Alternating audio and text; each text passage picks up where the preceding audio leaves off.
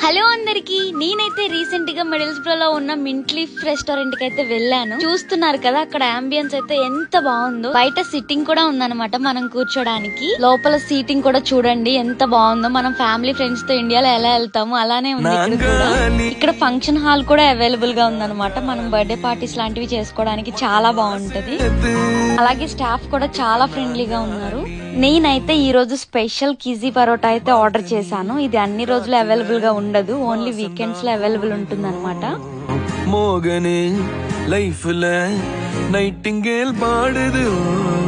చూస్తున్నారు కదా, చూడడానికి ఎంత యమ్మీగా ఉందో. నేనైతే టేస్ట్ చేస్తున్నా.